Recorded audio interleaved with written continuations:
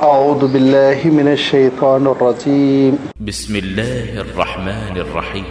طه ما أنزلنا عليك القرآن لتشقى إلا تذكرة لمن يخشى تنزيلا ممن خلق الأرض والسماوات العلى الرحمن على العرش استوى له ما في السماوات وما في الأرض وما بينهما وما تحت الثرى وإن تجهر بالقول فإنه يعلم السر وأخفى الله لا إله إلا هو له الأسماء الحسنى. صدق اللہ العظیم.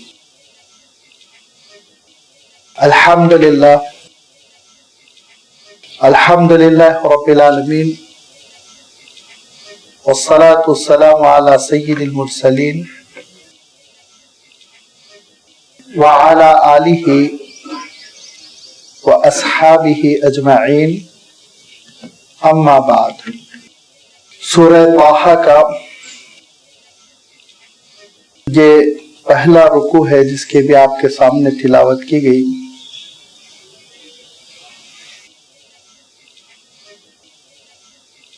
سورہ طٰہٰ آپ صلی اللہ علیہ وسلم پر ہجرت سے خاصا پہلے نازل ہوئی. اس زمانے میں نازل ہوئی جبکہ حضور اکرم صلی اللہ علیہ وسلم قرآن مجید کے نزول کے بعد اس کلام پاک کو پہنچانے اور اس کی تبلیغ کی فکر میں بہت ہی زیادہ مضطرب اور بے چین رہا کرتے تھے. یہ اس زمانے میں نازل ہوئی جبکہ مکہ مکرمہ میں مسلمان مظلوم تھے، ظلم سے بچنے کے لیے چھپ رہے تھے. یہ وہ زمانہ تھا جبکہ ابھی پہلی ہجرت بھی نہیں ہوئی تھی. آپ جانتے ہیں کہ پہلی ہجرت حبشہ کی جانب ہوئی. اس سے پہلے یہ صورت نازل ہوئی اور سورہ طٰہٰ اس زمانے میں نازل ہوئی. اس کی سب سے بڑی دلیل حدیث کی صحیح کتابوں میں حضرت عمر رضی اللہ تعالیٰ عنہ کے اسلام لانے کا جو واقعہ مذکور ہے وہ اس طرح دلیل ہے کہ حضرت عمر رضی اللہ تعالیٰ عنہ نے جس زمانے میں اسلام قبول کیا اس زمانے میں مسلمان بڑے مظلوم تھے اور آپ صلی اللہ علیہ وسلم دعوت اسلام زیادہ تر مخفی انداز میں پیش فرما رہے تھے. آپ صلی اللہ علیہ وسلم نے اپنا مرکز حضرت ارقم کے مکان کو بنایا تھا. وہاں گنے چنے صحابہ کی تربیت ہوتی تھی. اسی زمانے میں حضرت عمر رضی اللہ تعالیٰ عنہ اس غصے میں کہ مکہ مکرمہ میں کیا جھگڑا چل رہا ہے، اس جھگڑے کا قصہ ختم کیا جائے، یہ سوچ کر تلوار لے کر نکلتے ہیں.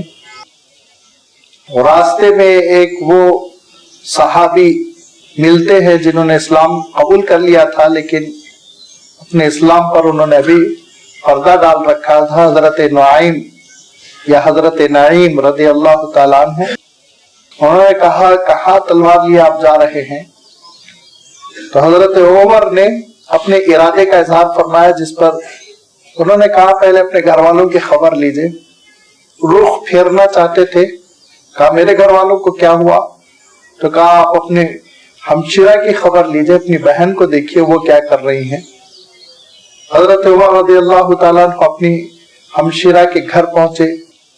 دروازے پر رکے رہے تو دیکھا تلاوت کی آواز آ رہی ہے اور ان کو اور ان کے شوہر کو حضرت خباب ابن ارت رضی اللہ تعالیٰ عنہ قرآن مجید سکھا رہے ہیں. تو ہلکی ہلکی تلاوت کی آواز سنتے رہے. اس کے بعد دروازہ کھٹکھٹایا, حضرت خباب تو چھپ گئے. حضرت عمر رضی اللہ تعالیٰ عنہ نے پوچھا کیا پڑھ رہے تھے تم لوگ؟ تو چھپانے کی کوشش کی, مارم پیٹی کی. واقعہ بہت ہی تفصیل کے ساتھ سیرت کی کتابوں میں مذکور ہے, یہاں تک کہ بہن کا سر پھٹ گیا, خون نکل آیا. اپنے بہن کے خون کو دیکھنے کے بعد حضرت عمر رضی اللہ تعالیٰ عنہ کا دل پسیجا.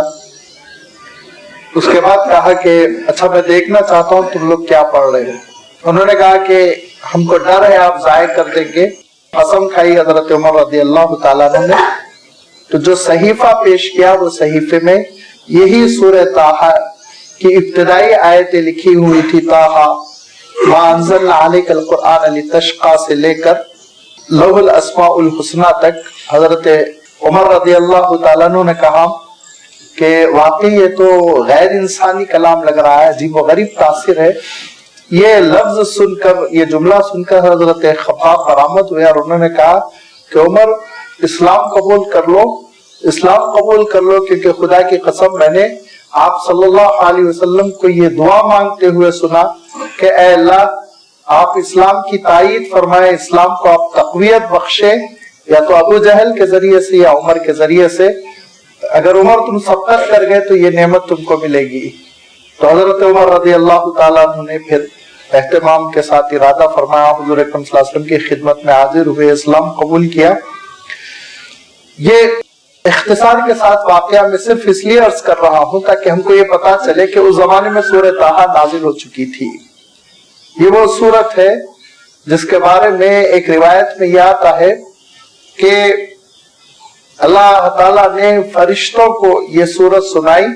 تو فرشتوں نے یہ سورت سننے کے بعد, لازمی بات ہے قرآن مجید کلام اللہ ہے, تو اللہ تعالیٰ سے کلام سننے کے بعد فرشتوں نے کہا کہ طوبی لما نزلت هذه السورہ, کہ اس امت کے لیے, ان انسانوں کے لیے خوشخبری ہو جن کے لیے اتنی اعلیٰ درجے کی سورت نازل ہو رہی ہے. اور پھر اس کے بعد سے اللہ تعالیٰ نے کہا اور خوشخبری ہو ان فرشتوں کے لیے بھی جو یہ لے کر نازل ہوں گے, یہ لے کر جو دنیا تک سفر کریں گے. اس سے آپ اندازہ کر سکتے ہیں کہ اس سورت کی کیا اہمیت ہے, کیونکہ یہ سورت بیک وقت عجیب و غریب حالات میں نازل ہوئی, اور بیک وقت ایک طرف حضور اکرم صلی اللہ علیہ وسلم کو تسلی ہے کہ حضرت موسیٰ علیہ السلام کا واقعہ تفصیل کے ساتھ آ رہا ہے, اور آیت نمبر 9 سے اس کا سلسلہ شروع ہوگا اور بہت دور تک یہ سلسلہ چلے گا, جس میں اللہ تعالیٰ نے آپ صلی اللہ علیہ وسلم کو یہ تسلی دی کہ دیکھو حضرت موسیٰ تنے تنہا کیسے نکلے تھے مصر سے, لوٹے تو کیسے اکیلے لوٹ رہے تھے خاندان والوں کے ساتھ, لیکن اللہ تعالیٰ نے نبوت سے نوازا. اور پھر حکم ہوا کہ فرعون کے دربار میں حضرت موسیٰ علیہ السلام تبلیغ کریں. تو حضرت موسیٰ نے کیسے اللہ تعالیٰ کی بات پہنچائی, اللہ تعالیٰ کی کیسے مدد ہوئی, فرعون کیسے مغلوب ہوا, حضرت موسیٰ علیہ السلام کیسے غالب آئے. لہذا اے نبی آپ بھی تنہائی محسوس کر رہے ہیں, آپ بھی ایسا محسوس کر رہے ہیں کہ حالات سازگار نہیں ہیں, مخالف دشمن یہ طاقتور ہے اور مسلمان کمزور ہے, حالات بدلیں گے. ایک طرف تو یہ تسلی ہو گئی, دوسری طرف اہل کتاب سے بھی اللہ تعالیٰ نے خطاب کیا. اہل کتاب کو اللہ تعالیٰ نے ابھی راست ڈائریکٹ یا اہل الکتاب کہہ کے نہیں خطاب کیا گیا, وہ تو مدینہ منورہ میں ہوا, لیکن ابھی حالات سازگار کیے گئے کہ دیکھو حضرت موسیٰ علیہ السلام پر بھی نبوت نازل ہوئی تھی, وہ بھی رسول بنائے گئے تھے, ان کی بھی بعثت ہوئی تھی, وہ بھی ان حالات سے گزرے. لہذا تم سمجھنے کی کوشش کرو یہ رسول برحق ہیں, ان کے اگر تم تائید کرو گے اور ان کی اگر تقویت کا سامان بنو گے تو گویا تم نے حضرت موسیٰ علیہ السلام کی نبوت پر ایمان کا حق ادا کیا, اور اگر نہیں تو پھر یاد رکھو جیسے حضرت موسیٰ علیہ السلام کے مخالفین یعنی فرعون اور اس کا لشکر وہ ختم ہو گئے, ویسے ہی تم بھی ختم ہو کر رہ جاؤ گے, تمہاری کوئی حیثیت نہیں اللہ تعالیٰ کے پاس. اور تیسری جانب اللہ تعالیٰ نے سارے انسانوں کو قیامت تک کے لیے یہ بتلایا کہ اے انسانوں اسباب کو سب کچھ نہ سمجھو.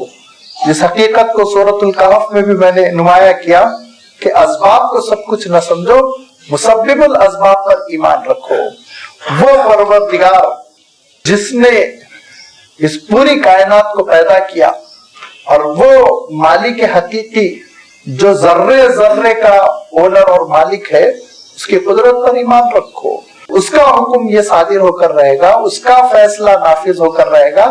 وہ اسباب کا محتاج نہیں ہے، ورنہ اگر اسباب کا وہ محتاج ہوتا تو لازمی بات ہے حضرت موسیٰ علیہ السلام کے پنپنے، حضرت موسیٰ علیہ السلام کی دعوت کے ترقی کرنے کے کوئی اسباب نہیں تھے، حکومت نہیں تھی، دولت نہیں تھی حضرت موسیٰ علیہ السلام کے پاس. اور یہی نہیں بلکہ حضرت موسیٰ علیہ السلام اس خطے کے، اس علاقے کے رہنے والے بھی نہیں، وہ باہر کے سمجھے جاتے تھے. یہی نہیں بلکہ اللہ تعالیٰ نے حضرت موسیٰ علیہ السلام سے ایک ایسا واقعہ کروایا جس میں کہ ایک فرعون کے خاندان کے شخص کا قتل ہو گیا تھا. تو حضرت موسیٰ علیہ السلام ایک معنوں میں فرعون کے مجرم تھے، اس معنوں میں کہ فرعون چاہتا تھا حضرت موسیٰ علیہ السلام کو سولی پر چڑھا دے، لیکن اسباب سب کچھ فرعون کے پاس تھے، اسباب حضرت موسیٰ علیہ السلام کے پاس نہیں تھے. لیکن اللہ تعالیٰ نے حضرت موسیٰ علیہ السلام کو منزل مقصود تک پہنچایا اور فرعون کو باوجود اسباب کے غرق کر دیا. لہذا اسباب پر ایمان نہ رکھو، مسبب الاسباب پر ایمان رکھو، پروردگار پر ایمان رکھو جو اس کارخانے عالم کو لے کر چل رہا ہے. اس کا حکم ہے سب کچھ اور اس کا فیصلہ ہے، وہ نافذ ہوتا ہے. باقی ساری چیزیں وہ وقتی ہیں، ضروری ہیں، اختیار کرو، لیکن ان پر ایمان نہ رکھو. اس حقیقت کو اللہ تعالیٰ نے سارے انسانوں کے لیے اجاگر کیا. آغاز کیا اللہ تعالیٰ نے لفظ طٰہٰ سے، جس کے بارے میں ایک رائے تو یہ کہ یہ حروف مقطعات ہے جو الگ الگ کاٹ کاٹ کے علیحدہ علیحدہ کر کے پڑھے جاتے ہیں، لہذا ان کا مفہوم بتانا مشکل ہے. ایک رائے تو یہ ہے. دوسری رائے یہ ہے کہ اس کے معنی بتانے کی کوشش کی گئی.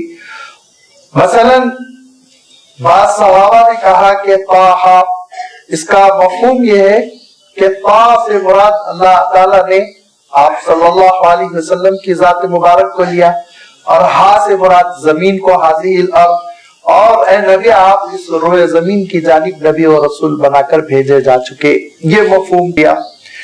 بعض لوگوں نے حضور اکرم صلی اللہ علیہ وسلم کے اسماء میں سے، یعنی آپ صلی اللہ علیہ وسلم کے ناموں میں سے ایک نام اس کو شمار کیا، کیونکہ خود ایک روایت میں یہ بات ملتی ہے کہ آپ صلی اللہ علیہ وسلم نے ارشاد فرمایا کہ اللہ تعالیٰ کے پاس میں متعدد القاب سے موسوم ہوں. ارشاد فرمایا کہ میں محمد ہوں، میں احمد ہوں، میں ماحی ہوں جس کے ذریعے سے گناہوں کو بیٹا جاتا، میں طٰہٰ ہوں، میں یاسین ہوں. 10 ناموں کا آپ نے تذکرہ کیا. اسی لیے بعض صحابہ کی یہ بھی رائے ہے کہ طٰہٰ سے مراد حضور اکرم صلی اللہ علیہ وسلم ہے. وہ اللہ تعالیٰ نے آپ صلی اللہ علیہ وسلم سے خطاب کیا اور کہا طٰہٰ، اے طٰہٰ، ما انزلنا علیک القرآن لتشقیٰ، ہم نے یہ قرآن آپ پر اس لیے نازل نہیں کیا کہ آپ تھکن میں پڑ جائیں. تشقیٰ آپ جانتے ہیں اردو میں ہم مشقت کا ترجمہ کرتے ہیں، مشقت میں پڑ جانا، تھکن میں پڑ جانا، پریشانیوں سے دوچار ہو جانا، الجھنوں کا گرفتار ہو جانا. لہذا اللہ تعالیٰ ارشاد فرماتا ہے کہ اے نبی ہم نے اس قرآن کو آپ پر اس لیے نازل نہیں کیا کہ آپ پریشان ہو جائیں، تھک جائیں. دیکھیے 3 چیزیں ہیں اس قرآن مجید کی نسبت سے حضور اکرم صلی اللہ علیہ وسلم 3 حیثیتوں سے بہت زیادہ مستریب ہوا کرتے تھے. 3 حیثیتوں سے آپ صلی اللہ علیہ وسلم اپنے آپ کو بہت تھکن میں ڈالا کرتے تھے. اس میں سے پہلی چیز تو یہ کہ حضور اکرم صلی اللہ علیہ وسلم قرآن مجید کو اخذ کرنے کے لیے، لینے کے لیے حضرت جبرائیل امین جب اللہ تعالیٰ کی وحی لے کر آیا کرتے تو آپ صلی اللہ علیہ وسلم بہت مشقت میں پڑ جایا کرتے تاکہ بعینی ہی اللہ تعالیٰ کا کلام لیا جائے، اس میں کسی قسم کی کوئی تبدیلی نہ ہو.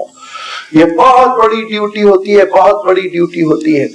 آپ اندازہ لگائیے کہ ایک بہت زبردست قسم کا ماہر جرنلسٹ بیٹھا ہوا ہے اور پریس کانفرنس ہو رہی ہے، اور اب آج کل تو خیر ریکارڈنگ کا اتنا سسٹم ترقی کر گیا کہ اس کی وجہ سے وہ بات نہیں رہ جاتی. لیکن پچھلے زمانے میں آپ جانتے ہیں جبکہ ریکارڈنگ کا سسٹم نہیں تھا آج سے 30-35 سال پہلے, تو وہ شارٹ ہینڈ میں کیسے پوری کی پوری تقریر وزیر اعظم کی, پریزیڈنٹ آف انڈیا کی لکھنے میں ہو جاتا, مگن ہو جاتا کہ پسینہ اس کی پیشانی سے ٹپکتا رہتا, لیکن رومال سے اپنا وہ پسینہ نہیں پہنچ پاتا, ایسا مصروف.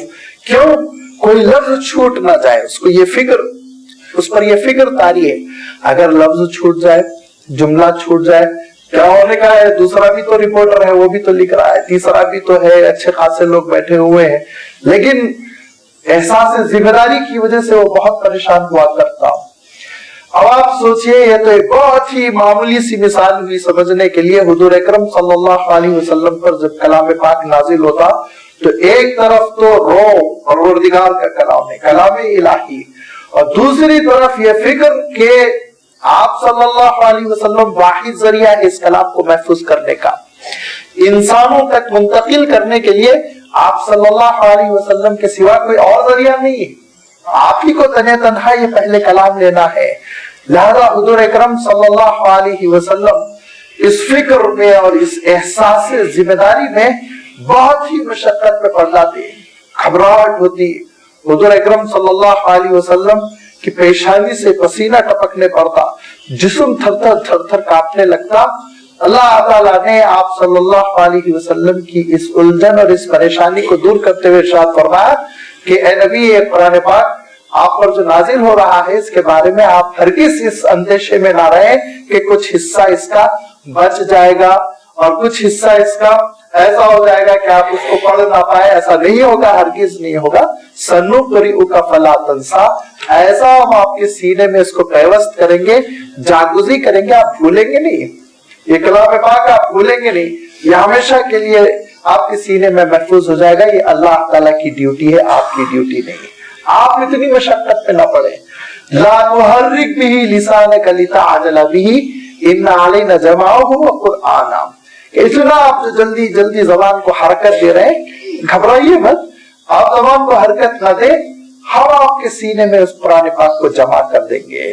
نہ صرف ایسا جمع کریں گے کہ الفاظ پورے کے پورے جمع ہو جائے, بلکہ ہم اس کے معنوں کی تشریح بھی آپ کے سینے میں القاء کریں گے. لہذا یہ ایک پہلی حیثیت ہے جس کے سلسلے میں اللہ تعالیٰ نے آپ صلی اللہ علیہ وسلم کو تسلی دی. دوسری فکر حضور اکرم صلی اللہ علیہ وسلم سے جو دامنگیر ہو جایا کرتی تھی کہ اللہ تعالیٰ کا کلام سارے انسانوں تک کتنی جلدی ہو سکے پہنچا دیا جائے, ایسا نہ ہو ڈیوٹی میں کوتاہی ہو جائے. کیونکہ اللہ تعالیٰ نے آپ صلی اللہ علیہ وسلم سے خطاب کر کے ارشاد فرمایا تھا کہ بلغ ما انزل الیک وان لم تفعل فما بلغت رسالتہ, اے نبی آپ کو پورا کا پورا کلام پہنچانا ہے. اگر ایک آیت بھی آپ نے نہیں پہنچائی تو آپ کی ڈیوٹی میں کوتاہی ہو جائے گی, فرائض منصبی میں ادائیگی میں کمی سمجھی جائے گی. ان لم تفعل فما بلغت رسالتہ. لہذا حضور اکرم صلی اللہ علیہ وسلم اس بات کے لیے کوشاں رہتے کہ ساری کی ساری آیتیں فوراً ہی پہنچا دی جائے. صحابہ کو یاد بھی دلا رہے ہیں, منکرین کو سنا بھی رہے ہیں, اور اس میں پھر مخالفتیں, اور مخالفتوں کے ساتھ ساتھ اللہ کے رسول صلی اللہ علیہ وسلم کو صدمہ کہ لوگ نہیں اللہ کا کلام قبول کر رہے ہیں, لوگ نہیں کان دھر رہے ہیں, لوگ نہیں سن رہے ہیں. سیرت اٹھا کر دیکھیے, جو قرآن مجید صلی اللہ علیہ وسلم سنایا کرتے تو اس کی جو مخالفتیں ہوئی وہ سب کچھ روایتوں میں محفوظ ہے. ایسے موقع پہ حضور اکرم صلی اللہ علیہ وسلم تڑپ اٹھتے, روتے, گریہ طاری ہوتا, اور اضطراب کی وجہ سے اتنی بے چینی آپ صلی اللہ علیہ وسلم محسوس کرتے, اتنی بے چینی محسوس کرتے گویا سینہ پھٹ جائے گا. لہذا اللہ تعالیٰ ارشاد فرماتا ہے سورۃ الکہف میں اس کی وضاحت گزر چکی, لعلک باخع نفسک علی آثارہم ان لم یؤمنوا بہذا الحدیث اسفا, کہ نبی ایسا لگتا ہے کہ آپ اس افسوس میں وفات پا جائیں گے کہ لوگ اللہ کا کلام کیوں نہیں سیکھتے, اللہ کا کلام کیوں نہیں سنتے, اللہ کے کلام پر کان کیوں نہیں دھرتے. لگتا ہے آپ وفات پا جائیں گے اس غم میں. ایسا نہ کریں نبی, یہ اللہ تعالیٰ کا کلام ہے. آپ کا کام کیا ہے؟ آپ کا کام मुज़क्किर का है, पहुंचाने का है, मुबल्लिग का है। लस्ता अलैहिम बिमुसैतिर, ये नहीं है कि आप दारोगा बनाकर भेजे गए, गर्दन पकड़कर उनको इस्लाम में दाखिल करें, नहीं, आप छोड़ दीजिए। हिदायत अल्लाह ताला के हाथ में है, तौफीक अल्लाह ताला के हाथ में है। जिसके लिए हिदायत मुकद्दर हो गई है उसको मिलेगी, आप इतना गमज़दा ना हो। ये दूसरी हैसियत से। तीसरी हैसियत से हुजूर अकरम सल्लल्लाहु अलैहि वसल्लम जब अल्लाह ताला का कलाम लेते तो फौरन हुजूर अकरम सल्लल्लाहु अलैहि वसल्लम इस कलाम से वाबस्ता हो जाते, और उसकी एक शक्ल ये होती कि हुजूर अकरम सल्लल्लाहु अलैहि वसल्लम ये सारी आयतों को अपनी नमाजों में और तन्हाई और शख्सी नमाजों में, तहज्जुद की नमाज में खास तौर पर तिलावत किया करते। मकदार इतनी बढ़ जाती, लाजमी बात है जैसे जैसे कुरान मजीद की मकदार बढ़ रही है, आयतें नाजिल होती जा रही हैं, उतनी हुजूर अकरम सल्लल्लाहु अलैहि वसल्लम की नमाजें तवील होती जा रही हैं। एक वक्त ऐसा आया कि आप सल्लल्लाहु अलैहि वसल्लम की पूरी रात तहज्जुद में लगने लगी, और हुजूर अकरम सल्लल्लाहु अलैहि वसल्लम के कदम मुबारक फूलने लगे, वरम आने लगा, फटने लगे, और देखने वाले रोने लगे, तड़पने लगे। अल्लाह ताला इरशाद फरमाता है कि इसी को तसल्ली देते हुए इरशाद फरमाया, ताहा मा अंज़लना अलैकल कुरआन लितशक़ा, ऐ ताहा आप पर कुरान मजीद इसलिए थोड़ी नाजिल किया गया कि आप इतनी मशक्कत में पड़ जाएं कि पैर आपके फट जाएं, नहीं, आप आराम भी कीजिए, आपके जिस्म का हक है, आप आराम भी कीजिए। हजरत जिब्राइल अमीन आए, रिवायतों में आता है कि हजरत जिब्राइल अमीन ने कहा कि आप, अल्लाह ताला ये चाहता है कि उम्मत पर भी मशक्कत ना हो, आपका उसवा उम्मत के लिए आगे चल के नमूना बनेगा, लिहाजा अगर आप इतनी तवील नमाजें अदा करेंगे 8-8 घंटे की, 6-6 घंटे की रात में, तो उम्मत बहुत परेशान हो जाएगी। ए नबी, आप रात में आराम भी किया करें। अल्लाह ताला का मंशा ये है, उसकी मर्जी और उसका मकसूद ये है कि रात में क़यामुल लैल भी हो, आराम भी हो। फिर हुजूर अकरम सल्लल्लाहु अलैहि वसल्लम ने अपनी नमाजों में तखफीफ की, और जिसका इशारा अल्लाह ताला ने खुद सूरह मुज़म्मिल में फरमा दिया था कि निस्फ़ लैल, आधी रात आराम हो, आधी रात नमाज अदा की जाए। इस पर हुजूर अकरम सल्लल्लाहु अलैहि वसल्लम इस तरतीब पर आ गए। मा अंज़लना अलैकल कुरआन लितशक़ा, कुरान मजीद है नबी आप पर इसलिए नाजिल नहीं किया गया कि आप मशक्कत में पड़ जाए, नहीं, इल्ला तज़किरतन लिमन यख़शा, ये बस नसीहत का सामान है, ये याद दहानी का सामान है उसके लिए जिसके अंदर खशियत हो। यहाँ पे लफ्ज़ खशियत अल्लाह ताला ने इस्तेमाल फरमाया, इल्ला तज़किरतन लिमन यख़शा, उसके लिए जिसके अंदर खशियत हो, जो खशियत रखता हो। और मैं इससे पहले भी कह चुका हूँ कि हम अरबी के बहुत से अल्फाज का तर्जुमा उर्दू में एक ही लफ्ज़ से करते हैं, लेकिन अरबी में हर लफ्ज़ का मिज़दाक़ अलग अलग होता है, उसका मफ़हूम अलग अलग होता है।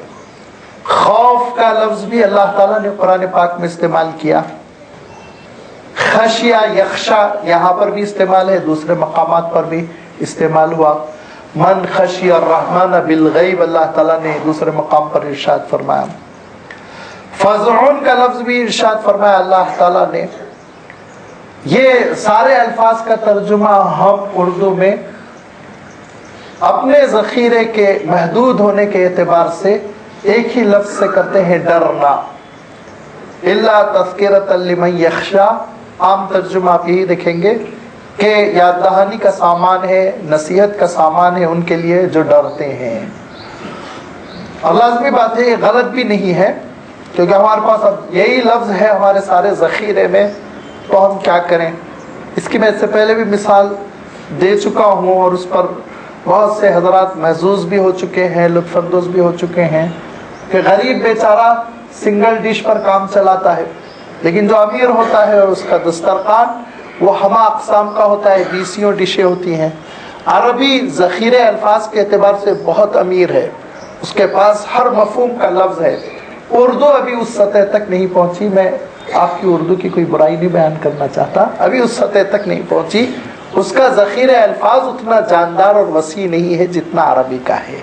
लिहाजा हमारे पास एक ही सिंगल डिश है, डरना।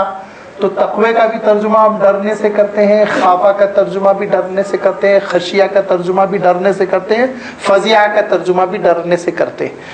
لیکن تقوی کو تو چھوڑ دیجئے، اتقا کا تو مفہوم کچھ اور ہے، اس کی وضاحت ہوتی رہتی ہے۔ خافہ کا مفہوم ہوتا ہے اندیشوں کا خوف، بیماری کا اندیشہ ہے، جو خوف پیدا ہوگا اس کو خافہ آپ کہہ سکتے ہیں۔ بھوک کا خوف ہے، کل فقر و فاقہ نہ ہو جائے، یہ خوف ہے۔ درندے کا خوف ہے، وہ حملہ آور نہ ہو جائے۔ ڈاکو چور کا خوف ہے، وہ مال کو نہ لوٹ لے، یہ خوف ہے عربی کے اعتبار سے۔ اور فزیع کے معنی ہوتے ہیں، فزیع کے معنی ہوتے ہیں وہ خوف جس میں گھبراہٹ ہو، جس میں گھبراہٹ شامل ہو، اور اندیکھے اندیشے ایسے ہو ذہن پر کہ جس کی وجہ سے انسان یہ سمجھتا ہو کہ آگے چل کے میں بہت ناکام ہو جاؤں گا، مصیبت میں پھنس جاؤں گا۔ اور یخشا کے معنی ہوتے ہیں کسی کے جلال کا رعب، جلال کا خوف، بہت عظیم الشان شخصیت ہے۔ لازمی بات ہے، چیف جسٹس آپ سے بات کر رہے ہیں، وہ نہ آپ کو چیر کر کھا جائیں گے نہ پھاڑ دیں گے آپ کو، لیکن اردو میں آپ کہیں گے نا کیا میں ڈر رہا تھا، کیا ہیبت ہو رہی تھی ان سے بات کرتے ہوئے، کیا مانے رعب، ان کی شخصیت کا رعب۔ اب آپ سوچئے کہ ہمارے ہی جیسا ایک انسان جس کو 2 ہاتھ ہے 2 پیر ہے، وہ بیچارہ مجبور ہے، بھوک لگے تو کھانا کھائے، پیاس لگے تو پانی پیے، ہماری طرح وہ مجبور ہے رات میں تھک جائے تو سو جائے، لیکن وہ بیچارے کو ایک چھوٹا سا پوسٹ کیا مل گیا، منصب، اس کی وجہ سے ہمارے دلوں میں ایک رعب پیدا ہو گیا۔ تو اب آپ سوچئے باری تعالیٰ کے سلسلے میں، اس کے جلال کے سلسلے میں، کہ ارشاد فرمایا کہ ذرا اندازہ کرو یہ کون ہے۔ اس کے لیے ارشاد فرمایا آگے چل کے خلق الارض والسماوات العلی الرحمن علی العرش استوى له ما فی السماوات وما فی الارض۔ ان صفات کو سمجھے ہم تو جو جلال پیدا ہوگا پروردگار کا، جو رعب پیدا ہوگا اور جو دل میں خشیت پیدا ہوگی، ارشاد فرمایا وہ خشیت پیدا ہوگی تو یہ کلام پاک تمہارے لیے نصیحت کا سامان ہے۔ اگر پروردگار کی خشیت تمہارے دلوں میں نہیں ہے تو پھر وہ رعب اور وہ جلال کا احساس نہیں ہے، تو پھر یہ کلام پاک اپنا کام نہیں کر سکتا۔ یہ کیوں؟ اس لیے کہ میں بہت آسان سی مثال دیتا ہوں۔ دیکھیے یاد رکھیے، متکلم جو اسپیکر ہے، بولنے والا، بات کرنے والا، متکلم کی معرفت ہو تو کلام کی معرفت ہوتی ہے، یاد رکھیے۔ یہ ایک حقیقت ہے، ایسی منطقی حقیقت ہے، 2 2 4 کی طرح اس کا آپ انکار نہیں کر سکتے۔ کیا مثلا آپ کو ٹیلی فون آیا، اس پہ آپ نے کہا ہاں ہلو کون بات کر رہے ہیں، اور لیٹے ہوئے تھے، تھکے ہوئے تھے، پیر پھیلائے ہوئے دراز تھے آپ بستر پر، اچانک آواز آئی میں پریزیڈنٹ آف انڈیا آپ سے بات کر رہا ہوں، آپ اٹھ کے بیٹھ گئے۔ کیوں بیٹھے؟ آپ دیکھ رہا ہے، آپ کو دیکھ رہا ہے، حاضر و ناظر، نعوذ باللہ نہیں ہو سکتا آپ کا دوست آپ کو ستانے کے لیے یہ لفظ بولا ہو، لیکن اس کے باوجود آپ تھرا کے اٹھ کے بیٹھ گئے۔ کیوں؟ متکلم کون ہے؟ بولنے والا، اس کی معرفت ہے آپ کے دل میں، لہذا کلام کی معرفت پیدا ہو گئی۔ اس کی مثال دی بزرگوں نے، بعض عارفین نے، اللہ والوں نے مثال دی، بہت پیاری مثال دی کہ جنگل میں جب شیر دہاڑتا ہے تو بندر پکے ہوئے پھل کی طرح درختوں پہ سے گرتے ہیں، پھٹ پھٹ نیچے، تھر تھر تھر تھر کانپ کر، جو درخت کو پکڑے ہوئے تھے وہ پکڑ ان کی چھوٹ جاتی ہے اور پکے ہوئے پھل کی طرح گر جاتے ہیں۔ ان کو معلوم ہے یہ کس کی آواز ہے، وہ جانتے ہیں اس کا ایک پنجہ کس کو کہتے ہیں، وہ جانتے ہیں وہ کس طرح ٹکڑے ٹکڑے کر دیتا ہے کسی بھی چیز کو، لہذا ان کے دل میں ہیبت گھبراہٹ ہے۔ تو متکلم کی جب معرفت ہوتی ہے، متکلم کی آئیڈینٹیٹی اور اس کی پہچان جب دل میں ہوتی ہے تو اس کے کلام کی انسان کو حیثیت ہوتی ہے، اس کے کلام کی حیثیت کو سمجھ سکتا ہے۔ اب اگر اللہ تعالیٰ کی معرفت ہوگی تو وہ معرفت جو ابھی یہاں آگے آ رہی ہے، وہ معرفت ہمارے اور آپ کے دلوں میں پیدا ہوگی، تو پھر کیا مجال ہے کہ ہم لیٹے لیٹے ہنستے ہوئے کلام اللہ کی تلاوت کر لیں، ہم بے ادبی کے ساتھ کلام اللہ کی تلاوت کر لیں۔ پھر ہماری کیفیت وہی ہوگی جو حضور اکرم صلی اللہ علیہ وسلم کی کیفیت، کہ نماز میں اللہ کے رسول صلی اللہ علیہ وسلم تلاوت کر رہے ہیں، کبھی رو رہے ہیں، کبھی تڑپ رہے ہیں، کبھی سسک رہے ہیں، کبھی لگتا ہے کہ ایک قدم آگے بڑھیں گے اور جنت کا پھل توڑ لیں گے، کبھی لگتا ہے ایسے جیسے بس سامنے 1 فٹ پر جہنم کی کھائی ہے، بس پیچھے ہٹنا چاہ رہے ہوں۔ یہ پوری کیفیت اس وقت پیدا ہوگی جب کہ اللہ تعالیٰ کی معرفت پیدا ہو جائے، پروردگار کی معرفت پیدا ہو جائے، اور اللہ تعالیٰ کی معرفت کی جو کنجی ہے وہ بھی اللہ تعالیٰ نے آگے عنایت فرما دی. ایک کی ہے، کی کلید کنجی ہے، وہ کنجی اگر مل جائے تو بس اللہ تعالیٰ کی معرفت آپ کو مل جائے گی. لہذا ارشاد فرمایا الا تذکرۃ لمن یخشی، اے نبی آپ پر ہم نے اس کلام کو، قرآن پاک کو اس لیے نازل نہیں کیا کہ آپ مشقت میں پڑ جائیں، تھکن میں پڑ جائیں، ہاں مگر یہ کہ یہ نصیحت کا سامان ہے ان کے لیے جن کے دلوں میں خشیت ہے. تنزیلا ممن خلق، نازل کردہ ہے یہ کلام، تنزیلا نازل کیا ہے اس کلام کو کس نے؟ ممن خلق الارض والسماوات العلی، جس نے زمین کو بھی پیدا کیا اور بلند بلند آسمانوں کو جس نے پیدا کیا، جن آسمانوں پر انسان کمند نہیں ڈال سکا، جو بھی انسان کے قابو میں آنے کا تصور بھی نہیں، وہ آسمانوں کا پیدا کرنے والا، وہ چاند ستاروں کا پیدا کرنے والا، وہ گیلیکسی کا، وہ یونیورس کا، وہ سورج کا، ستاروں کا پیدا کرنے والا. سوچو وہ کتنا بڑا خالق ہے، کتنا بڑا وہ خالق ہے. اور خالق ہونے کے ساتھ ساتھ الرحمن، وہ بڑا رحمان ہے، بہت ہی انسانوں پر شفقت کرنے والا، انسانوں پر مہربانی کرنے والا ہے. اور اس کے ساتھ ساتھ اس نے اتنا زبردست پروڈکٹ پیش کیا. یہ پوری کائنات، سورج چمکتا ہوا اور چاند چمکتا ہوا اور یہ پورا نظام اور یہ پوری گلیکسی اور پھر یہ پورے ستارے اور یہ ساری چیزیں اس نے پیدا کی. پیدا کرنے کے بعد ایسا نہیں ہے کسی کے ہاتھ فروخت کر دی، کسی کے حوالے کر دیا، نہیں. بڑی بڑی کمپنیاں ہوتی ہیں اور وہ بہت زبردست قسم کا پروڈکشن پیش کرتی ہیں. آپ کی کاریں ہیں ایک سے ایک، آپ کے گھر میں ایک سے ایک الیکٹرانک سامان ہے، انہوں نے بنایا، بنانے کے بعد آپ کے حوالے کر دیا. آپ ان کو نہیں معلوم آپ صحیح چلا رہے ہیں غلط چلا رہے ہیں، وہ آپ کی ہو گئی ہے. ان کو نہیں معلوم آپ اس کا استعمال جائز مقصد کے لیے کر رہے ہیں ناجائز مقصد کے لیے، چیز آپ کی ہو چکی ہے. ان کو نہیں معلوم آپ استعمال بھی کر رہے ہیں کہ اس کو تالا لگا کے آپ نے ڈال دیا. کیوں؟ چیز آپ کی ہو گئی، قیمت ادا کر دی. تو انسان غلط فہمی میں نہ پڑ جائے خالق کے سلسلے میں کہ خالق نے اس پوری کائنات کو پیدا کر کے کسی اور کے حوالے کر دیا، اب کیا ہو رہا ہے اس کو پتہ نہیں. کہا ہرگز نہیں، کبھی یہ غلط فہمی میں نہ پڑنا. فرمایا الرحمن علی العرش استوى، رحمان عرش پر متمکن ہے، وہ تدبیر کر رہا ہے اس پوری کائنات کی، وہ چلا رہا ہے، اس کو معلوم ہے کیا کیا ہو رہا ہے اور اس کو معلوم ہے کہ اس کائنات میں بڑی بڑی تبدیلیاں کیا ہو رہی ہیں، چھوٹی چھوٹی تبدیلیاں کیا ہو رہی ہیں. ہر چیز اس کے علم میں اور اس کے حکم سے. سلطنت اسی کے ہاتھ میں ہے، کسی اور کے ہاتھ میں اس نے نہیں دیا. وڈرا نہیں ہوا ہے بلکہ اختیارات اور قدرت اسی کے ہاتھ میں ہے. الرحمن علی العرش، عرش تو پروردگار کا عرش ہے. اس کی حقیقت کو تو ہم اس دنیا کے ذہن سے سمجھ ہی نہیں سکتے. چھوٹا چھوٹا ذہن، وہ اللہ تعالیٰ کے اقتدار کا مرکز ہے، بس ہم اتنا سمجھ لیں. اور استوا کے اصلاً معنی ہوتے ہیں متمکن ہونا، فائز ہو جانا، بیٹھ جانا، جم جانا، یہ سب کچھ مفہوم ہوتا ہے. اللہ تعالیٰ نے اس پوری کائنات کے انتظام کو سنبھالنے اور چلانے کے لیے یہ تعبیر ارشاد فرمائی. اور ہمارے سلف میں 3 اسکول آف تھاٹ ہے اس کی تشریح میں. ایک تو یہ کہتا ہے یہ تشبیہ ہے، جیسا بادشاہ اپنے تخت پر بیٹھ جاتا ہے، اسی تشبیہ میں اللہ تعالیٰ نے یہ حقیقت بیان فرمائی کہ وہ پوری کائنات پر کنٹرول کر رہا ہے، پوری مخلوق پر کنٹرول کر رہا ہے. بعضوں نے کہا کہ یہ تشبیہ نہیں ہے بلکہ یہ حقیقت ہے، ایک عرش رحمان ہے جس کو ہم نہیں سمجھ سکتے. اس عرش رحمان پر اس کا جو جاہ و جلال ہے اس کے لیے استوا کا لفظ وہ بیان فرمایا. وہ ہم اپنی اس ناسوتی عقل سے، معمولی عقل سے، انسانی عقل سے جو کہ ناقص ہے نہیں سمجھ سکتے. اور تیسرا اسکول آف تھاٹ ہے جو یہ تفویض کے معنی ہے، وہ یہ کہتا ہے بھائی یہ چیزیں اللہ کے سپرد کرو، وہ اپنی شان کے مطابق متمکن ہے عرش پر، ہم لوگ سب کیوں اس کے پیچھے پڑے. بس رحمان نے یہ بات ارشاد فرما دی، اللہ تعالیٰ نے یہ بات ارشاد فرما دی.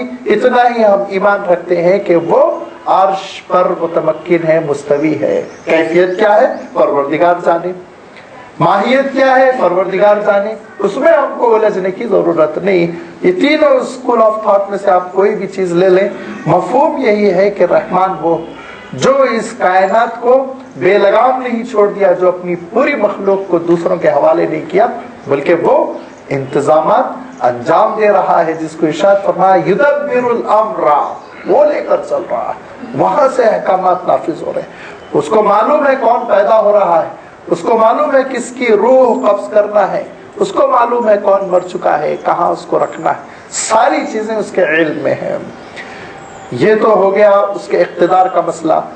اور آگے ارشاد فرمایا اس کی اونرشپ, ملکیت, لہو ما فی السماوات و ما فی الارض, اسی کا ہے جو کچھ ہے آسمانوں میں, سورج اسی کا ہے, چاند اسی کا ہے, ستارے اسی کے ہیں, ہر چیز اس کی ہے. وما فی الارض, زمین میں جو کچھ ہے اسی کا ہے, پیٹرول اسی کا ہے, معدنیات اسی کے ہیں, یہ نکلتا ہوا سونا اسی کا ہے, یہ زمین جو اگل رہی ہے مختلف قسم کی نعمتیں سب اس کی رکھی ہوئی ہیں, اس کی عطا کردہ ہے. یہ درخت اسی کے ہیں, پھل اسی کے ہیں, پھول اسی کے ہیں, پتے اسی کے ہیں, تنا اسی کا ہے, کسی بھی چیز پر کوئی دوسرا مالک نہیں ہے. ملکیت تلے تنہا اللہ تعالیٰ کی ہے. وما بینہما, اور آسمان اور زمین کے درمیان جتنی چیزیں ہیں, جو کچھ بھی ہے, سب کچھ اسی کی ہے, وہی مالک حقیقی ہے. اور وما تحت الثری, اور مٹی کے نیچے بھی جو کچھ ہے نا وہ سب کچھ اس کا ہے. تو مفسرین نے یہ بھی فرمایا کہ مٹی کے نیچے سونا بھی ہے وہ اس کا ہے, پیٹرول بھی ہے وہ اس کا ہے, لوہا بھی ہے وہ بھی اس کا ہے, جتنی ساری چیزیں ہیں وہ بھی اس کی ہے. اور یہ بھی اہل اللہ نے ارشاد فرمایا کہ مٹی کے نیچے جتنی لاشیں ہیں اسی کی ہیں, وہی مالک ہے, وہی مالک ہے. اور آگے چل کے یہ بھی ارشاد فرمایا کہ مٹی کے نیچے جو قبر ہے, ایک کمرہ ہے چھوٹا سا, وہ کمرہ بھی اسی کا ہے, تمہارا نہیں ہے, تمہارا نہیں ہے. تم سمجھتے ہو بنگلہ تمہارا ہے, تم سمجھتے ہو بلڈنگ تمہاری ہے, تم سمجھتے ہو لینڈ لارڈ ہو, زمین کے مالک ہو, جائیداد کے مالک ہو, مالک نہیں ہو تم. کچھ دنوں کے لیے اس نے تم کو اختیار دیا, لطف اندوز ہو جاؤ اور رہ لو, اور اس سے جتنا ہو سکتا ہے انجوائے کر لو, لیکن وہ تمہارا نہیں ہے. بہت جلد تم اس کو چھوڑ کر جانے والے ہو.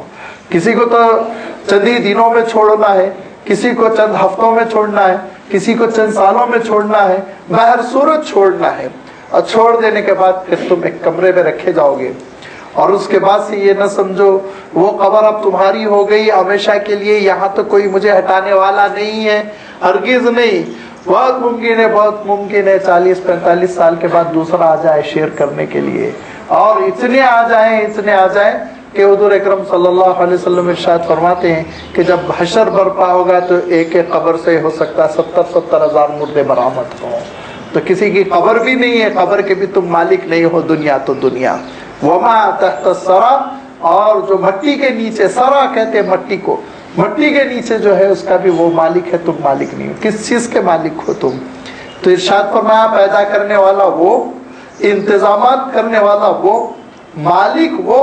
تو ایسا رحمان, ایسی پروردگار کی ذات, اس سے اس کا روب, اس کا جلال کتنا ہونا چاہیے. ارشاد فرمایا کہ اب اس کے علم کا عالم ذرا دیکھ لو.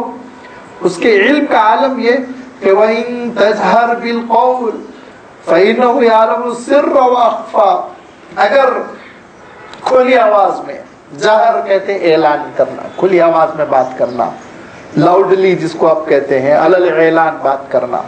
وَإِن تَجْهَرْ بِالْقَوْلِ, اگر کھلم کھلا تم بول رہے ہو, بات کر رہے ہو, دعا کر رہے ہو, عبادت کر رہے ہو, پکار رہے ہو, تو یاد رکھو وہ تو سن ہی رہا ہے. فَإِنَّهُ يَعْلَمُ السِّرَّ وَأَخْفَى, وہ سر سے بھی واقف ہے اور اخفا سے بھی واقف ہے. سر کس کو کہتے ہیں؟ سیکرٹ, راز, وہ رازوں سے بھی واقف ہے. وہ اخفا, اور ان چیزوں سے بھی واقف ہے جس کو بندہ مخفی رکھ رہا ہے, پوشیدہ رکھ رہا ہے. بظاہر ایسا معلوم ہوتا ہے کہ ہر دو لفظ ہمانا ہے, السر و اخفا, لیکن جیسے میں نے ابھی عرض کیا کہ مفسرین نے عربی کے اعتبار سے دونوں میں فرق کیا ہے.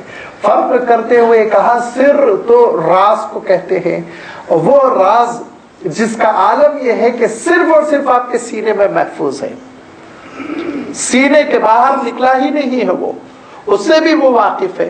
وہ اخفا, اور اخفا کے معنی یہ کہ خفیہ درجے میں آپ نے سرگوشی کر کے جس کا میسج اپنے ساتھی کو دیا, کسی تیسرے شخص کو پتا نہیں, لیکن پروردگار اس سے واقف ہے.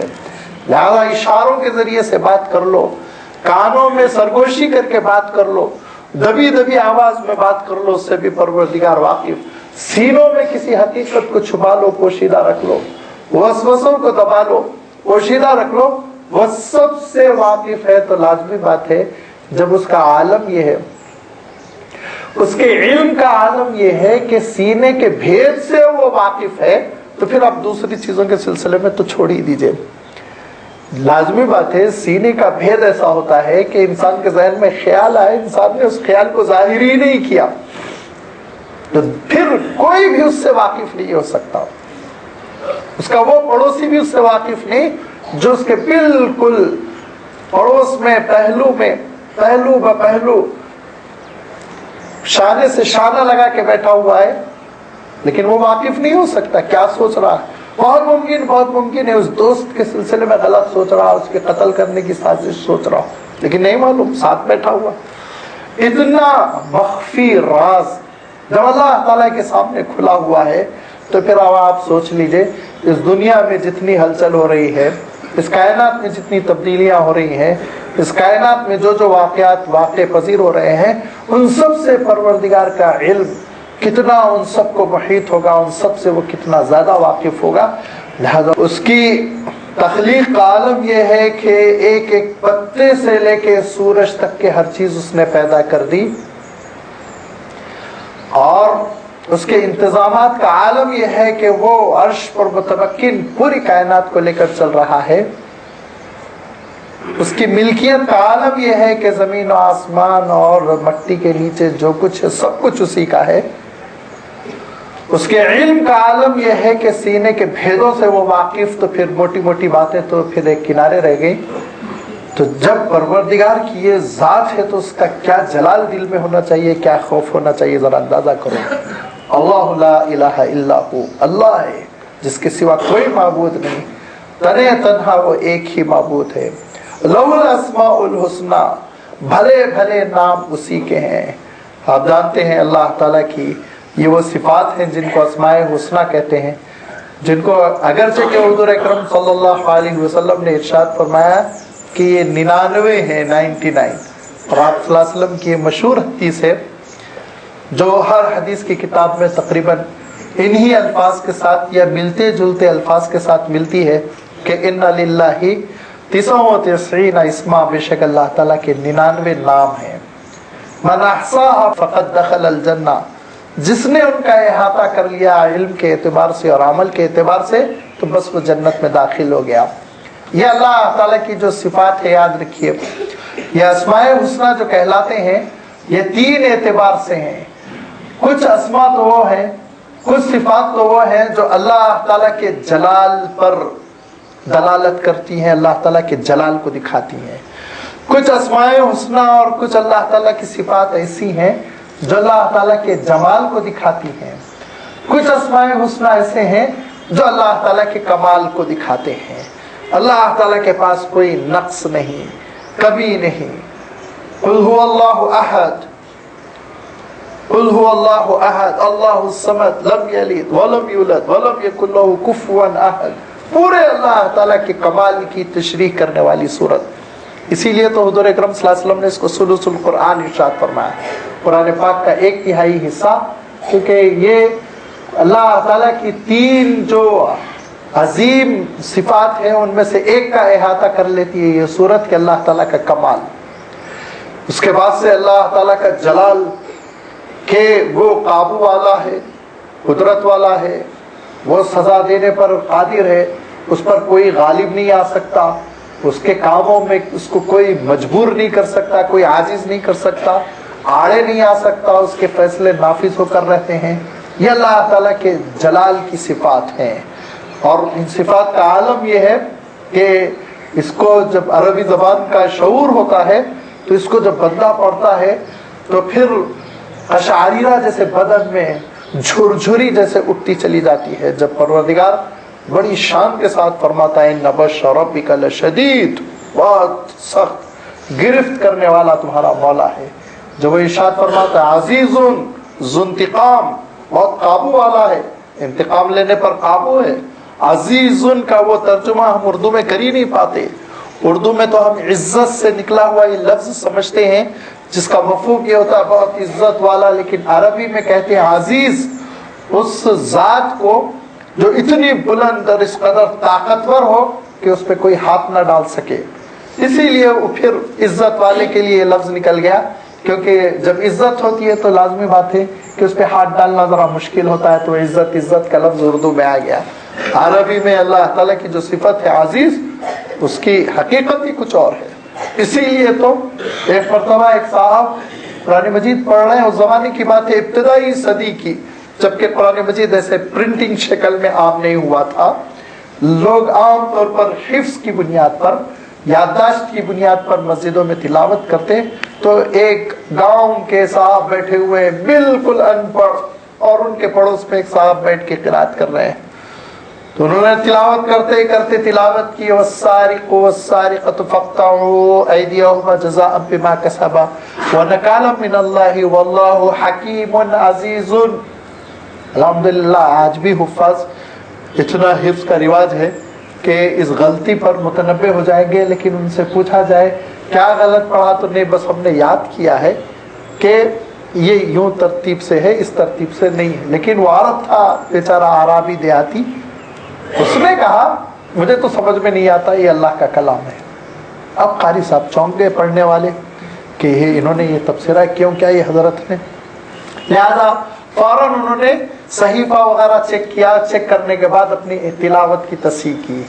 پہلی تلاوت میں انہوں نے کیا کہا تھا؟ واللہ حکیم عزیز. صحیح کیا ہے قرآن پاک میں؟ وہ سارے حفاظ جانتے ہیں واللہ عزیز حکیم. عزیز پہلے ہے، حکیم بعد میں. جب انہوں نے تلاوت کی تو اس عرب کا جملہ وہ دیکھیے کتنا حسین ہے. وہ یہ کہتا ہے نعم ھذا کلام اللہ فلما عزا حکما. یہ ہے اللہ کا کلام، یہ اللہ کا کلام. کیا مفہوم کیا ہوا؟ دیکھو کوئی اگر چور کرے، چاہے مرد ہو یا عورت ہو، تو اس کی جو شرطیں ہیں اسلامی فقہ میں، اس کو میں یہاں بیان نہیں کر رہا ہوں، وہ شرطوں کے پورا ہونے کے بعد ان کو کیا کیا جائے گا؟ فاقطعوا ایدیہما، ان کا ہاتھ کاٹا جائے گا. جزاء بما کسبا، اس نے غلط حرکت کی کہ اس کا یہ بدلہ ہونا چاہیے. ونکالا من اللہ، لوگوں کو عبرت کا سامان ہو جائے، آگے لوگ چوری ختم کر دیں. واللہ عزیز حکیم، بے شک اللہ تعالیٰ قابو والا ہے، کنٹرول والا ہے، اور وہ فیصلہ کر رہا ہے. جب اس کو غلط پڑھا گیا واللہ حکیم عزیز، تو اس کا مفہوم ہو گیا تھا بے شک اللہ تعالیٰ فیصلہ کرنے والا اور وہ عزت اور قابو والا ہے. تو اس عربی نے کہا، دیہاتی نے کہا کہ جب قابو ہے تب فیصلہ. یہ ہے حسن کا. جب قابو ہی نہیں ہے تو فیصلہ آپ کرتے رہیے اپنے گھر پہ بیٹھ کر. ایک صاحب نے دبلے پتلے کمزور نحیف سے کھڑے ہو کر بازار میں ایک پہلوان کے سلسلے میں کہا کہ آ جائے وہ پہلوان میں دیکھ لوں گا، آ جائے رستم صاحب میں دیکھ لوں گا. 3-4 بار اعلان کہتے باہر گزر رہے تھے. آگے انہوں نے کہا میں آ گیا، وہی تو کہہ رہا ہوں میں آپ کو دیکھ لوں گا. دیکھ لیا نا، آپ کو ملنا چاہ رہا تھا، آپ سے مل لیا، اور کچھ تھوڑی کہنا چاہ رہا تھا. جب ہے ہی نہیں صلاحیت تو کیا مقابلہ کریں گے؟ اب آپ سوچئے، جب قابو نہیں، قدرت نہیں، تو فیصلہ کیا کریں گے آپ؟ کیسے کسی سے جنگ مول لیں گے؟ لیکن اللہ تعالیٰ ارشاد فرماتا ہے کہ وہ قابو والا ہے، لہذا وہ فیصلہ کر رہا ہے، اس کا فیصلہ نافذ ہوگا. اس میں اور تھوڑی سی غلطی ہو گئی تھی تو ایک بڑے شاعر نے پکڑ لیا تھا. یہ بھی ابتدائی دور کی بات ہے. اموی دور کے ایک بہت مشہور شاعر تھے فرزدق. ان کے سامنے ایک صاحب نے یہ آیت تلاوت کی تو اس میں انہوں نے غلطی کر دی، اور اس کو یوں تلاوت کی کہ السارق والسارقۃ فاقطعوا ایدیہما جزاء بما کسبا ونکالا من اللہ واللہ غفور رحیم. تو کہا اللہ میاں ایسے تھوڑی کمزور ہے یار، تم کیسے پڑھ رہے ہو؟ مجھے تو نہیں سمجھ میں آتا. فوراً انہوں نے قرآن مجید چیک کیا، تصحیح کر لی واللہ عزیز الحکیم. تو کہا یہ کلام پاک کی شان، یہ ہے قرآن مجید کی شان. تو یہ اللہ تعالیٰ کی وہ صفات ہیں جو اسماء الحسنی کہلاتی ہیں، اور جن کے ذریعے سے آپ اللہ تعالیٰ کی ایک طرف تو اس کی کمال کی صفات کو سمجھ سکتے ہیں، دوسری طرف اللہ تعالیٰ کی جلال کی صفات کو آپ سمجھ سکتے ہیں کہ اللہ تعالیٰ کا کیا جلال ہے، کیا قابو ہے. اور تیسری طرف اللہ تعالیٰ کے جمال کی. اللہ تعالیٰ کا جمال کیا ہے؟ مثلا اللہ تعالیٰ نے ارشاد فرمایا وہ رحمان ہے، وہ رؤوف ہے، وہ غفور ہے. کیا ارشاد فرمایا؟ بڑی رحمتیں ہیں اس کی، رافت بھی اس کی ہے، جس کے معنی ہوتے ہیں ایک شفقت، ایک ہمدردی کی سی کیفیت جو مصیبتوں میں ایک رحم دل میں ابھر کر آتا ہے، اس کو رأفتن کہتے ہیں۔ واللہ رؤوف رحیم فرمایا۔ دیکھیں پھر اس کے بعد ارشاد فرمایا وہ غافر بھی ہے، وہ غفور بھی ہے، وہ غفار بھی ہے۔ یہ جو صفات ہے پوری کی پوری، یہ سب اللہ تعالیٰ کی وہ شان ہے جس کو ہم شان جمال کہتے ہیں، کرم فرمائی کی، مہربانی کی، رحمتوں کی۔ یہ صحیح ایک کمبینیشن ہے جس کی وجہ سے انسان کا عقیدہ بالکل صحیح بنتا ہے۔ اللہ تعالیٰ کی رحمت کی صفات کی زیادہ دہائی عیسائیوں نے دی تو ان کو اللہ تعالیٰ کے جلال کا احساس نہیں رہ گیا، عقیدہ بگڑ گیا، عقیدہ بگڑ گیا۔ مشرکین کے پاس اللہ تعالیٰ کے کمال کی صفات نہیں تھی، جس کی وجہ سے نعوذ باللہ انہوں نے اللہ تعالیٰ کو ناقص سمجھا، ضرورت مند سمجھا اللہ تعالیٰ کو، بیٹوں کا، بیٹیوں کا، سفارشیوں کا، وزیروں کا اور کیبنٹ کا، لہذا اللہ تعالیٰ کی ذات میں وہ شرک کر گئے۔ یہودیوں نے اللہ تعالیٰ کے پاس جلال ہی جلال دیکھا، جلال ہی جلال دیکھا، لہذا ہمارے گھبراہٹ کے دشمنی کا اعلان کر دیا، دوریوں کا اعلان کر دیا، قانونی تعلق اللہ تعالیٰ سے رکھا، وہ بندگی کا تعلق نہیں رکھا کہ رات میں اٹھ کے اپنے مولا کو ہمارے محبت کے پکار رہا ہو اور کہہ رہا ہو اے رب کریم، اے رب کریم میرا مسئلہ حل کر دیجئے، تیرے سوا کوئی نہیں۔ یہ وہ بندگی کی جو محبت ہوتی ہے، اس محبت کی وہ علامت اور اس محبت کا وہ مظہر، وہ نمونہ کہ اللہ کے رسول صلی اللہ علیہ وسلم رات کے اندھیروں میں، تاریکیوں میں اٹھے ہوئے، ساری دنیا سوئی ہوئی خاموش، اس خاموشی میں آپ صلی اللہ علیہ وسلم کی آواز اٹھ رہی، کیا کہہ رہے ہیں؟ اللہم انی عبدک و ابن عبدک و ابن امتک، پروردگار میں بھی تو تیرا بندہ ہوں، تیرے بندے کا میں بیٹا ہوں، تیری بندی کا میں بیٹا ہوں، ناصیتی بیدک، پروردگار میری پیشانی پر تیرا کنٹرول ہے، مجھ پر تیرا قابو ہے، ماضٍ فی حکمک، مولا مجھ پر تیرا ہی حکم چلتا ہے، تیرے سوا کسی کا حکم نہیں چلتا، لہذا اے پروردگار تیری اس محبت کے ساتھ، بے چارگی کے ساتھ، عبدیت و بندگی کے ساتھ میں تجھ کو پکارتا ہوں کہ میرا معاملہ حل فرما اور مجھے غموں سے، پریشانیوں سے، الجھنوں سے، مصیبتوں سے اے اللہ نجات دے، کوئی غم آپ نہ چھوڑیں، کوئی صدمہ آپ نہ چھوڑیں جس کو آپ حل نہ کر دیں۔ یہ والہانہ انداز اور یہ محبت اور یہ وہ محبت جو کہ میدان عرفات میں تو اور نکھر کر آ گئی کہ حضور اکرم صلی اللہ علیہ وسلم دیوانگی کے ساتھ اللہ تعالیٰ کے دربار میں کھڑے ہوئے ہیں، دونوں ہاتھ اٹھائے ہوئے ہیں کہ بغل کی سفیدی نظر آ رہی ہے اور حضور اکرم صلی اللہ علیہ وسلم کہہ رہے ہیں اللہم انی اسألتک مسألۃ المسکین الوجل المشفق الغائب الضریر، پروردگار آپ کا ٹوٹا ہوا بندہ، آپ کا چھوٹا سا بندہ، آپ سے ڈرتا ہوا، آپ سے محبت کرتا ہوا، آپ کے سامنے لرزتا ہوا، کانپتا ہوا، آپ کے سامنے ہاتھ اٹھایا ہوا ہے کہ اب ان ہاتھوں کو آپ ناکام نہ لوٹائے، مولا مغفرت فرما دیجئے، مولا مغفرت فرما دیجئے۔ یہ محبت کب پیدا ہوگی؟ یہ محبت اس وقت پیدا ہوگی جب اسماء حسنہ کا صحیح سینس ہو۔ یہ فرمایا کہ پروردگار کوئی معرفت تم حاصل کرو، اور یہ معرفت کی کنجی کیا ہے، کی کیا ہے، کلید اسماء حسنہ۔ ارشاد فرمایا لَهُ الْأَسْمَاءُ الْحُسْنَى، بھلی بھلی اس کی صفات ہے، ذرا غور تو کرو، وہ رحمان ہے، وہ رحیم ہے، وہ رؤوف ہے، وہ غفور ہے، وہ غافر ہے، وہ غفار ہے، کتنی صفات ہیں، ذرا غور کرو۔